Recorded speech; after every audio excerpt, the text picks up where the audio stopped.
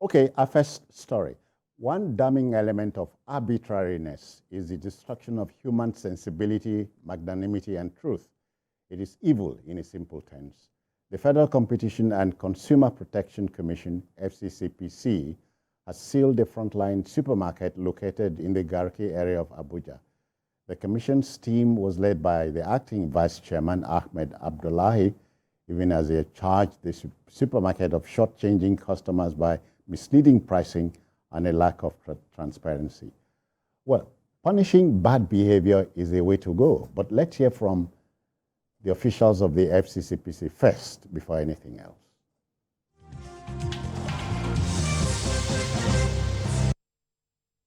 Found out that these people are doing is misleading pricing and lack of transparency in their pricing, which is against Section 1153 of the law. Section 155 states that any corporate person that contravenes this is liable to a fine of 100 million naira or even more.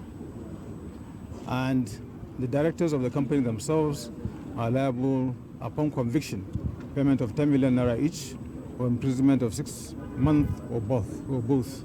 We called them to come and defend themselves. They refused, failed to show up. In the long run, they sent a lawyer whom we asked, are you familiar with the facts of this case? He said he wasn't. You cannot mix items together and have a single price, and only when you get to the till, you get a different price. Now, the second one is that even for the same price, the same product, the same brand, the same item, there are different prices. We saw with the underwear, the same brand, one is 5,000 and the other price is 6,000. Imagine if you bought 10. That means you've been shortchanged by 10,000 naira.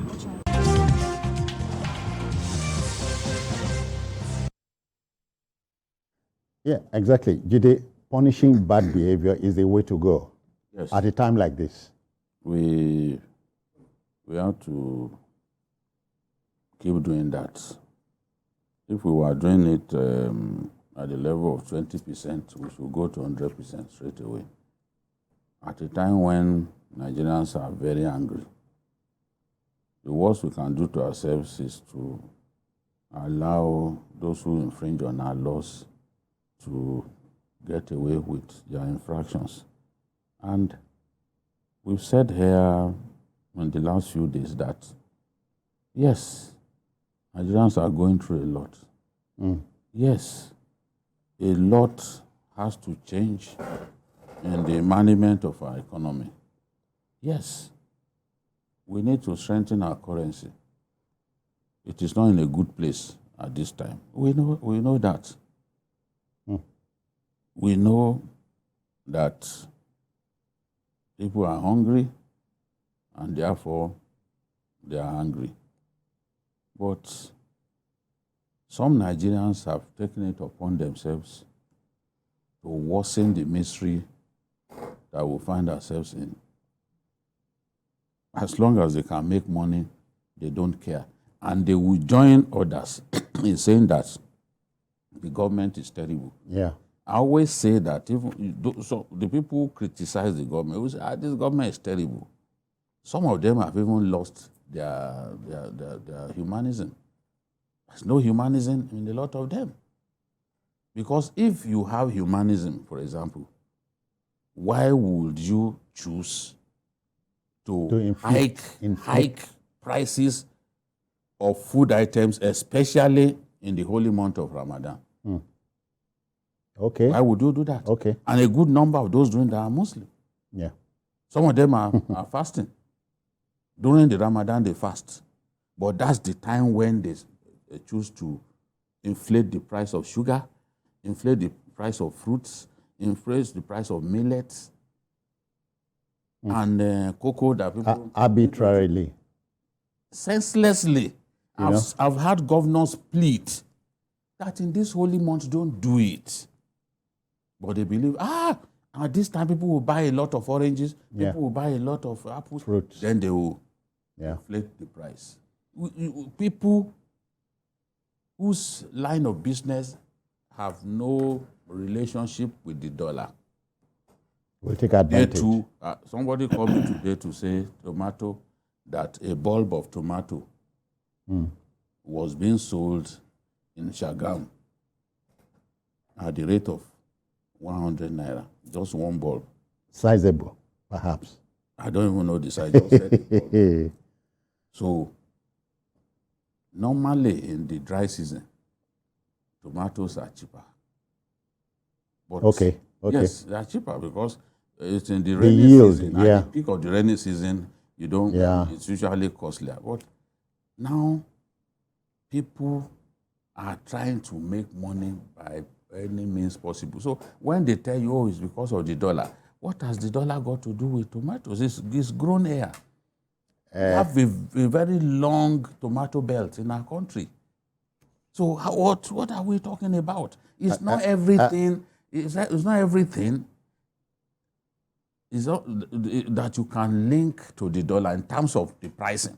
So in this case, what they said is okay. The price list, the price tag, indicates a different price to what they actually charge people. So you can sense that because it's a big department store. I go there a lot when I go to Abuja. It's very big. Perhaps they've not had enough time to go around, change the price tag on every item that they sell. But they've chosen to make people pay higher than what should. Yes. Perhaps in the season of the dollar going up and all that, they are trying to make sure that they go around increase the price of everything that they are selling. But they've not gone around. So with the price tag saying something different, you have no right, according to the law, to make people pay higher than what you have as the price tag. Stipulated, yeah.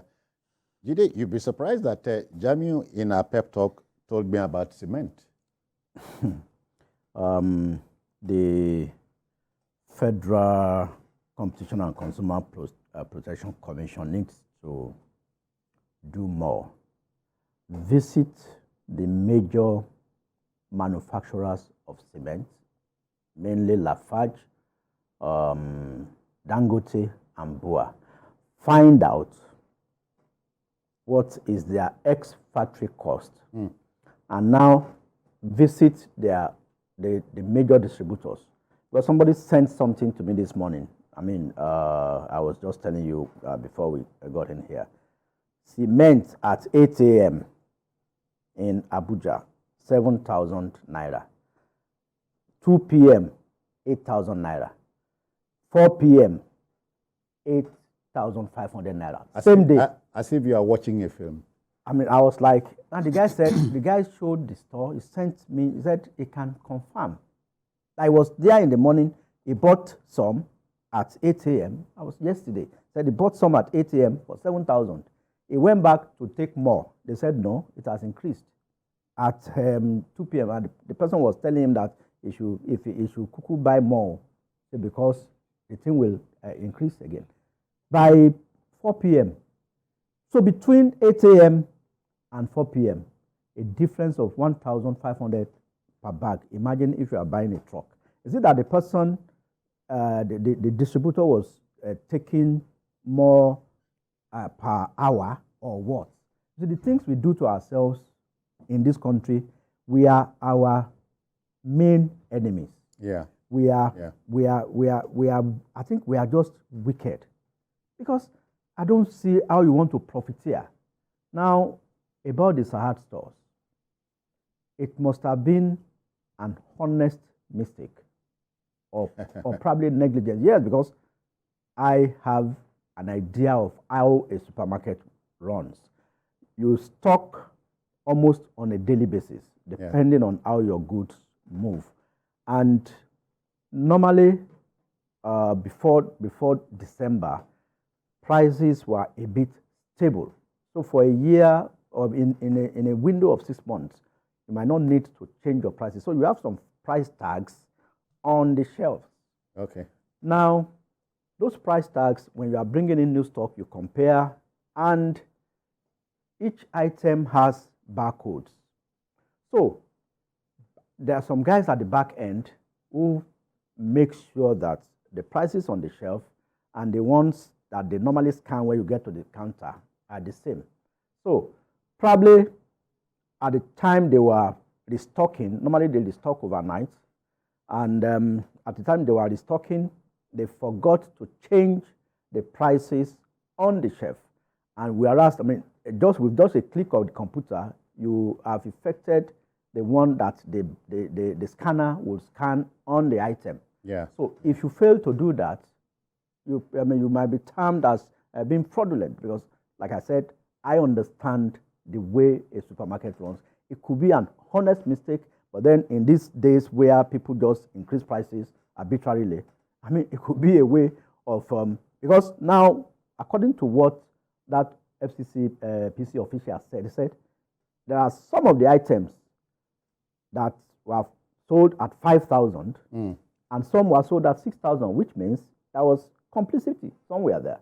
So had it been that everything they sold it at the same price, you can say, yes, it's an honest mistake. So Sahad stores needs to, because I have also bought things there in the past, and it's one of the very competitive supermarkets in Abuja. So for them to have found themselves in this kind of situation, I think the management needs to really dig deep and find out how this happened. All right, Jami and Jide, at the moment we're between a rock and a hard place. So punishing bad behavior, as I said at the beginning, is the way to go.